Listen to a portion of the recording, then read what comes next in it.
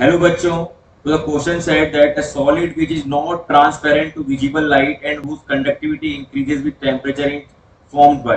तो हमें पता है कि ऐसे सॉलिड जिनमें टेम्परेचर इंक्रीज करने पर अगर उनका कंडक्टिविटी, इसको मैं सिग्मा से डिनोट कर रहा हूँ, अगर इंक्रीज होते हैं तो उन्हें हम क्या कहते हैं बेटा, सेमी कंडक्टर कहते हैं।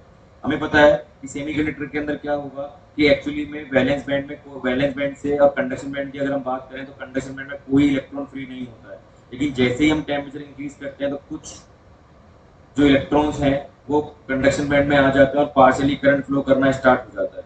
ओके डियर, हमें एक फॉर्मूला भी पता है, यहाँ से हम कह सकते हैं एन स्क्वायर, जो आपका कंडक्टिविटी होता है वो किसके प्रोपोर्शनल होता है, एन स्क्वायर बाय 2।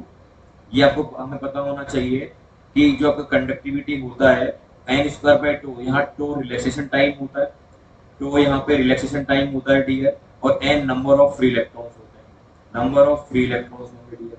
अब आप यहाँ देखिए कि अगर मैं किसी मेटेलिक कंडक्टर की बात करूं, किसी मेटल की बात करता हूं, तो मेटल के अंदर क्या होगा कि जब भी आप उसका टेम्परेचर इंक्रीज करेंगे तो टेम्परेचर इंक्रीज करने पर नंबर ऑफ इलेक्ट्रॉन्स तो इंक्रीज नहीं होंगे, लेकिन क्या होगा कि इलेक्ट्रॉन जल्दी जल्दी काइनेटिक एनर्जी इंक्रीज होने की वजह से जल्दी जल्दी क्या करेंगे, एक दूसरे से कोलाइड करेंगे, जिसकी वजह से उनका बीच में जो रिलेशन टाइम है वो कम हो जाएगा। ठीक है, और जब रिलैक्सेशन टाइम आपका, सॉरी, रिलैक्सेशन टाइम बढ़ जाएगा, जल्दी जल्दी टकराएंगे तो रिलैक्स कम हो पाएंगे, that means relation time increase जाएगा, और जब रिलेशन टाइम इंक्रीज होगा तो आपका कंडक्टिविटी डिक्रीज हो जाती है। जब भी हम मेटालिक कंडक्टर की बात करते हैं तो मेटालिक कंडक्टर के अंदर जनरली कौन से बॉन्ड्स होते हैं बेटा, आयोनिक बॉन्ड होते हैं या मेटालिक बॉन्ड्स होते हैं। तो यहाँ पे टेम्परेचर इंक्रीज करने पर कंडक्टिविटी डिक्रीज हो रही है, तो यहाँ पूछा गया है कि टेम्परेचर इंक्रीज करने पर कंडक्टिविटी इंक्रीज हो रही है, तो ये हमारा पहला ऑप्शन और दूसरा ऑप्शन नहीं हो सकता। और जो वंडरवॉल बाइंडिंग है जनरली वो गैसेस में होता है, तो ये भी नहीं होगा। और हमें पता भी है कि सेमीकंडक्टर के अंदर टेम्परेचर इंक्रीज करने पर सिग्मा की value, that means conductivity value increase हो जाती है। क्यों?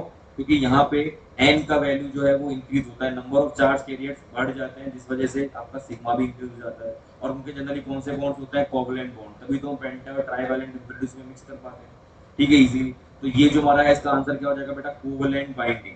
क्या बोलेंगे कि solid which is not transparent to visible light and whose conductivity increases with temperature is found by covalent bond.